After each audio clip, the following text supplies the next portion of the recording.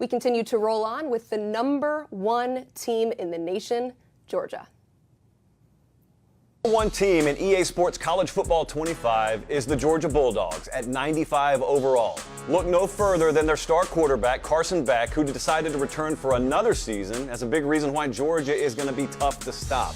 Beck is a top 2 rated quarterback in the game, coming in at 93 overall. He'll have plenty of weapons to get the ball to, including their top returning wide receiver, 86 overall, Dominic Lovett, and rising tight end Oscar Delp. He's rated 90 overall. You won't have to only rely on the passing game, though. Florida transfer running back Trevor Etienne, 88 overall, leads a talented backfield behind one of the game's top offensive lines, head by the #1 guard in the game in Tate Ratledge. He checks in at 95 overall. As you'd expect, you'll also get to command some elite defensive players, such as edge Mykel Williams at a 93 overall, and Malaki Starks at corner, a 95 overall. Both are top 5 players at their respective positions on the #2 rated defense in the game. Hey, hit that like button if you want to see more exclusive videos from the game. And that was a great lead-in to our next segment as we preview the Dogs' upcoming season. But first, let's go to last season. Georgia with 12 straight wins, a record 29 straight if we're really getting technical here. But a loss in the SEC championship game to Alabama meant no playoff berth. It ended on a high note, though, with a 60-point victory over Florida State in the Orange Bowl. So let's bring on Jordan Hill from Dogs 24/7. Jordan, before we get into our season preview, I do have to ask you about the unfortunate news coming out earlier today. Yet another arrest coming out of this Georgia program. You've got linebacker Smile London, offensive tackle Bo Hewley, both arrested this week on misdemeanor charges involving reckless driving. Given this latest news and things that have happened in the offseason for Georgia's program, what's the latest here? You know, it's a situation where we're sort of still waiting to get all the information from the police over what had happened. These are 2 separate incidents, which I think to me is particularly interesting. Bo Hewley, a redshirt freshman offensive tackle, was arrested Tuesday night. Smile London was arrested Wednesday night. And we've learned this afternoon, the AJC and the Athens Spanner-Herald have both reported that DeMello Jones was also involved in that incident with Smile London. So we're sort of waiting to see. You know, this is a situation that's really serious for Georgia. We're talking about, at this point, 5 players this offseason have been involved in driving-related offenses.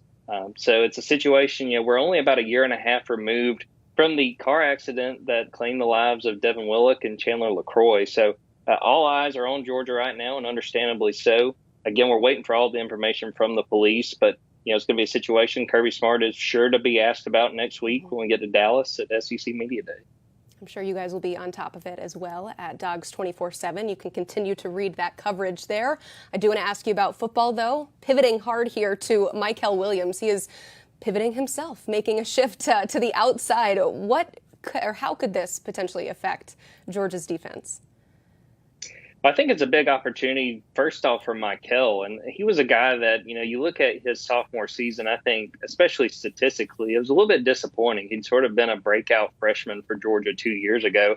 And I think he sees that he's a versatile guy. He's a guy that when he signed with Georgia, sort of advertised as an outside linebacker. He's mostly played at defensive end. But I think he sees that, hey, they can line him up and let him loose and make offenses guess about where exactly number 13 is going to be on the field. So he looked really good at G-Day back in April. They kind of let him loose, had him on the defensive line, had him standing up.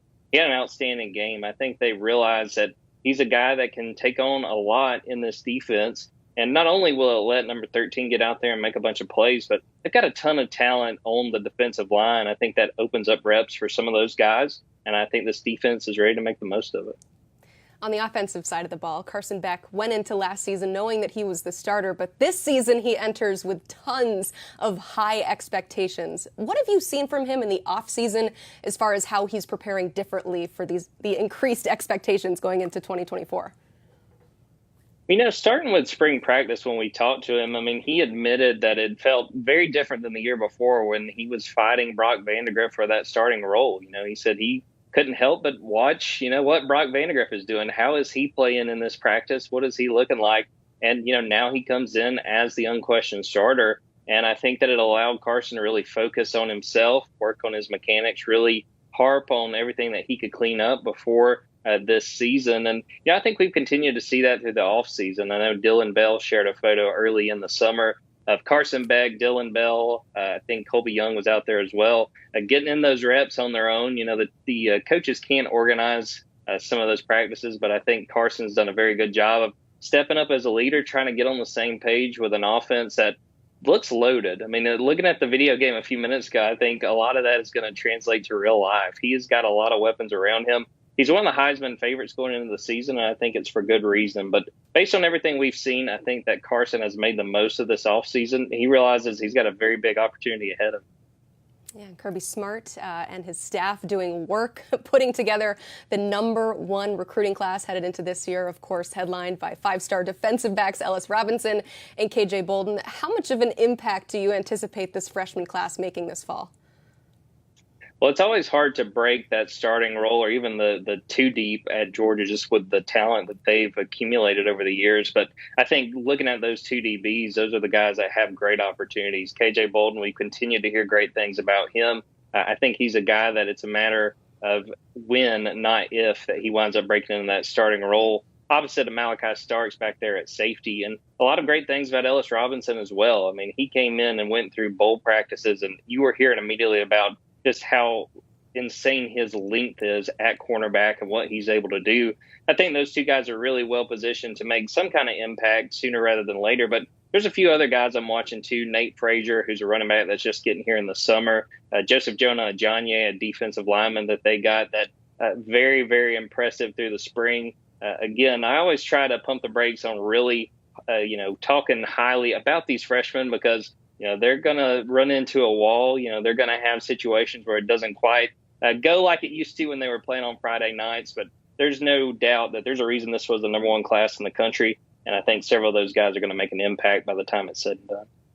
Jordan, when we do these season previews, we've been ending on a question just about the expectations for insert team here with the changing landscape of college football. Georgia is definitely seeing some things changing around them, right? You have 2 new teams in the SEC, no divisions, no Nick Saban, a 12-team playoff. But how does that change the expectation for the Bulldogs this year?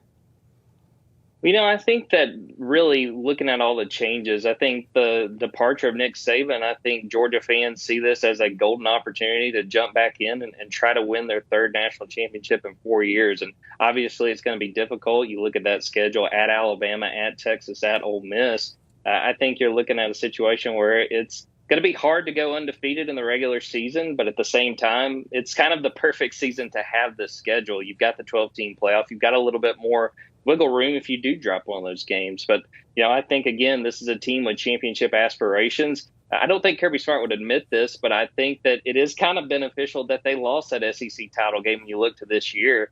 I think it's a very easy way to motivate this team to say, look, we fell short last year. I think you're going to hear that quite a bit in Dallas at SEC Media Days. This team's got a chip on its shoulder despite all the games it's won in the last few years. And I think that's really dangerous if you're one of the teams having to play Georgia this season.